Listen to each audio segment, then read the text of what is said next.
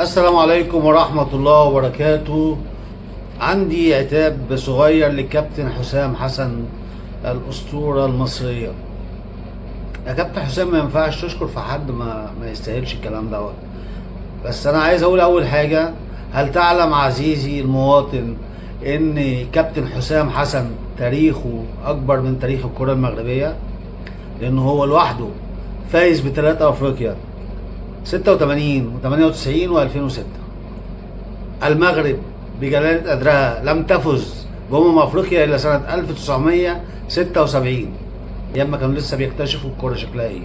فايه يا كابتن حسام، انت راجل اسطورة وكبير اكبر من تاريخ المغرب كلها، ازاي تشكر فيهم وبتاع؟ تشكر فيهم بأمارة ايه؟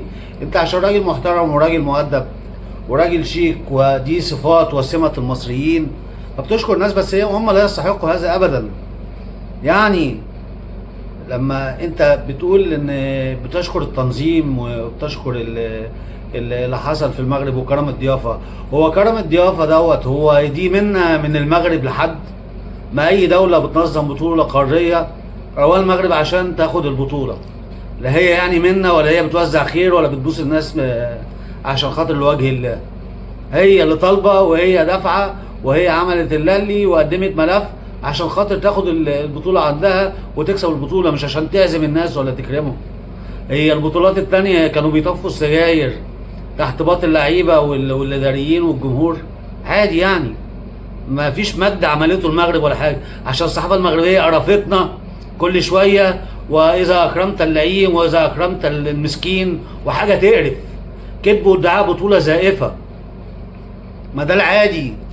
يعني انتوا عملتوا ايه؟ يعني ايه الجديد اللي انتوا عملتوه مع الناس ومع الوفود غير اللي عملته اي دولة بتنظم بطولة؟ انضف وارقى واحسن بطولة تنظيميا وجماهيريا واخلاقيا وفير بلاي اللي اتعملت في مصر 2019، واللي فاز بيها منتخب الجزائر الشقيق. غير كده بلح فضايح بالجملة في البطولة يا كابتن حسام، وانت نفسك عانيت منها.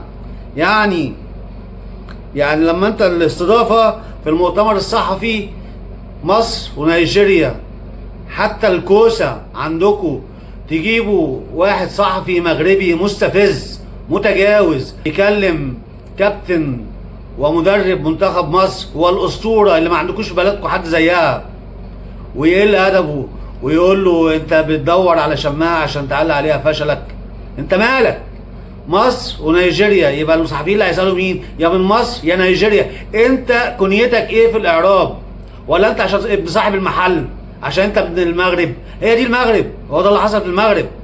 مؤتمر صحفي ولا اسوأ، وذكرته الصحافه العالميه ان هو كان من اسوأ المؤتمرات الصحفيه في البطوله، وكان فيها كلها مشادات وفيها مهاترات كتيره جدا بسبب عدم التنظيم وحق الوفود الموجوده من المنتخبات. إهانة علم مصر ونشيد مصر الوطني أهين من الجمهور بكل تجاوز وكل قلة أدب. عادي، ده المغرب، يعني ده اللي عملوه جمهور المغرب، مش بنتبلى على حد ولا حاجة. يعني لما السنغال غلبت المغرب، الأخ وليد الركراكي اللي بيقول لك إن لما احنا مصر اتغلبت واتكلمنا عن التحكيم ان هو سيء ومسيس انهم، فبيقول لك وليد الركراكي طالع يلقح، كان بيقول لك هكذا هو تفكير العقليه الافريقيه. لما اتغلب من السنغال وبضربه جزاء كانت ليهم ظلم، والحارس اللي كان بيتضرب الحارس الاحتياطي عشان ياخدوا الفوطه منه، الامن واللاعبين، كانت مهزله ولا كانت دوره رمضان. المغرب في امام رئيس الفيفا وامام رئيس الاتحاد الافريقي، فقال لك ان التاخير وبتاع، وان كان في عشوائيه وكان في غلط، كان المفروض يكون الموضوع افضل من كده للحكام، وان يتاخد قرار، لان ده اتاثر على نفسيه الاخ ابراهيم دياز عشان هو ممثل، فربنا انتقم منه ومنكم فما جابهاش، اداها في ايد الجون بكل بساطه. فما انت اهو بتقول اهو التحكيم اهو، انت بتشتكي من التحكيم؟ ده انتوا ليك كوارث، ده اكبر غلطات بلنتيات ما بتتحسبش ضدكم في افريقيا بشهاده الجميع والصحافه العالميه. وهاتوا المانشيتات اللي كاتبه الكلام دوت عليكم، كاتبين بلاوي. اسوأ دوره حصلت في افريقيا هي اللي كانت في المغرب. ها، وضربات جزاء ليكم من وحي الخيال، كل ده عشان تكسب المغرب، وفي الاخر يشاء ربنا ان هو فوق الكل ويسحقكم السنغال وتكسبكم وتاخد البطوله من قلب المغرب. ماشي. الاخ وليد الركراكي اللي انت بتشكرهم يا كابتن حسام، هو اللي قال لك انا لا امثل العربي. يا اخي ما عنك ما مثلت، وانتوا يعني هتدونا نجمه ولا احنا شرفنا؟ شغل البربر ده ما تعملوش علينا، شغل البربر ده ما تعملوش علينا. وانتوا تشرفوا مين يعني؟ انت هتفرق؟ هتدونا نجمه؟ هتدونا كاس؟ هتدوا اي حد حاجه؟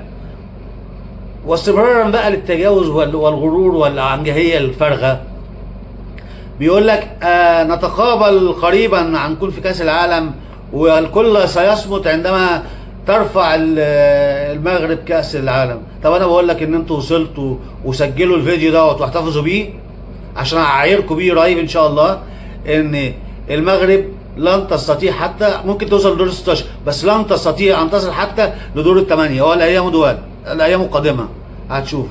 انتوا خدتوا نفخه كدابه، عايزين نروح نلعب وخدنا موافقات ان احنا نلعب في اوروبا عشان احنا بعقليه اوروبيه. وانت عارف تكسب افريقيا؟ هو انت عارف تكسبها من 76؟ هتروح اوروبا تعمل ايه؟ بخيبه ايه؟ هي فتح الصدر وخلاص، انا جامد قوي وخلاص. مشيت معاك مره، مش هتمشي تاني، مش تمشي تاني. والايام قادمه. ما كان يجب ان الكابتن حسام حسن يعتذر. بتعتذر لمين؟ بتعتذر على ايه؟ انت شفت اسوأ انواع المعامله. زقوا عليك الصحفيين واهانوا العلم وقالوا ادبهم وشجعوا كل من هو ضد مصر، فتحيا مصر، ومصر حرقاكوا قوي، ومصر فوق الجميع.